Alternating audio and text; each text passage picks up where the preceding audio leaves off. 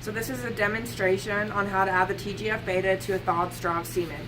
You should have a 10 microliter pipetter that I sent to you. You should also have 3 boxes of 100 count pipette tips. And it's as simple to put pipette tips as to push the pipetter into the tip itself and it will make contact. So it's important that you change the pipette tip each time you go into the TGF beta, and that means that you will change it after each treatment. So each straw of semen will have a new pipette tip allocated to it. It's also important that you keep the box on the tips to avoid contamination from dust particles or manure causing issues with the semen itself or in the uterine body of the cow. So this is the TGF beta itself. It's stored at a -80 freezer, so when using it chute side, I recommend that you put it in a styrofoam container on dry ice and that you only thaw what you need, because this tube itself will treat 10 straws of semen, therefore it will treat 10 cows.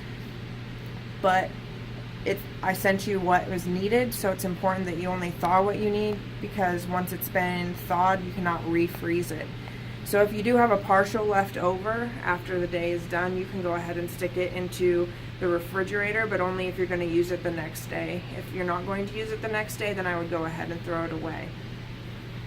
So when you pull this out off the dry ice, you're going to go ahead and stick it into the thaw box for approximately 30 plus or minus seconds. You're just gonna observe when the crystallized structure goes ahead and dissipates. So it's a very viscous material. If you tip the tube on end, it will not run, but if you happen to drop it and displace some of the droplets of the media itself, you can go ahead and give it a shake and it will reallocate the media to the bottom of the tube itself. So I have my pipette tip on, so I'm going to go ahead and show you how much you're actually dealing with when you're adding this to the semen. So I'm going to depress the pink plunger. I'm going to stick the pipette tip into the middle of the media and pull up. It's good to observe if you have any extra bubbles. This isn't so much of a concern until you get to the bottom of the tube itself, and making sure that you're pulling up exactly 10 microliters, so you're adding the same amount of treatment to each straw.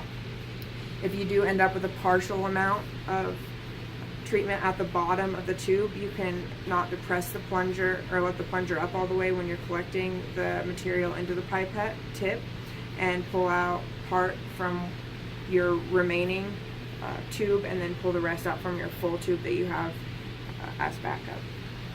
So then I'm just going to go ahead and show you guys how much media we're actually working with, and it's just about the size of a teardrop. So because it's such a small amount, however, we're putting it into a very small space, and that's the tip of the semen straw. So I've thawed it, and I know I'm not handling it appropriately, but it's for demonstration purposes and will not be used. So what I try to do is cut off as little straw as possible and leave a fairly long amount, just because that drop may look small there, but when you go to put it into the semen straw itself, it displaces some amount of semen and therefore needs its own space. So what I try to do is hold the tube in my middle finger, therefore I have access to it and right to the straw at the same time. So I go ahead and I go into the middle like I discussed and pull the media from there. I don't have any bubbles, so the next portion that I'm going to do is go in along with the pipette tip along the side of the straw and in partially into the semen, and there I'm going to go ahead and depress the TGF beta into the tip of the straw and into the semen there. So you can kind of see where it's located. So I don't know if you guys noticed, but when you push this in, you're going to have some overflow level, and so you want to try to avoid this. That's why it's best to follow one side of the straw with the pipette tip, so you have less overflow than if you're going to head and just stick it into the middle of the straw itself. So this is important because the TGF beta is on the end of the straw, that you leave enough room to add it so that you do not have so much backflow that it comes out the top of the straw. I can show you a demonstration of what kind of happens if you get to that point. So here we have semen that has random bubbles throughout the straw itself. So I just give it a quick little flick and try and get some of that media to move down. So if I go ahead and I'll cut it short so that you can almost see the straw or the semen there at the top itself. And I will go ahead and add my TGF beta. So if you watch, I have too much overflow at this point, and therefore your TGF beta will be the part coming out. It will not be the semen. So your experiment and the treatment on this animal will not be effective. So that's why I recommend leaving as much room as possible. However, that does become kind of an issue in terms of what type of gun that you are using to inseminate.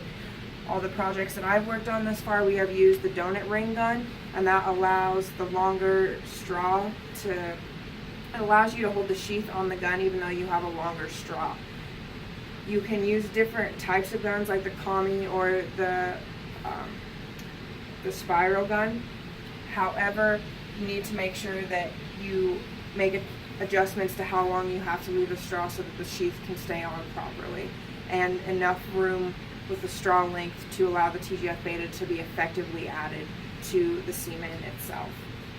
So I'm going to show you also what I like to do in terms of making sure that that straw seats into the sheath effectively so you don't get backflow, because if there is backflow between the sheath and the gun while breeding, it's going to be that TGF beta that is being on the back, on the side of the backflow, because it's at the most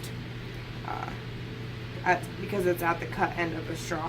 So what I like to do is pinch right up front of this colored plastic piece and lightly push the semen straw into it, making sure that it has a nice little click. You don't want to bend the straw or the sheath itself, but it's really important that you establish that connection so that you don't have backflow in this location here during the breeding process. So then I go ahead and put my gun into the sheath and on the straw. So in terms of logistics, it's up to you to decide what kind of gun you would like to use. My preference would be the donut ring gun in this instance. However, whatever your breeders prefer to use. Also, in terms of the logistics of that day, it works the best if you have someone designated to go ahead and thaw the semen for you if you are the one treating, because if you're using multiple bulls, it can get confusing on and can slow down your overall speed. So it's most efficient if you have someone thawing and then you have someone designated to go ahead and add the treatment and then load the guns and offer it to the breeders to go ahead and inseminate the animals. So this was a very fast rundown of how to add the treatment, and if there's any questions, concerns, or things that you think I missed, please let me know. You can call, text, or email me, and I will get back to you right away. So thank you for your time, and I hope you have the best success in terms of adding this TGF beta to your semen straws. Thank you.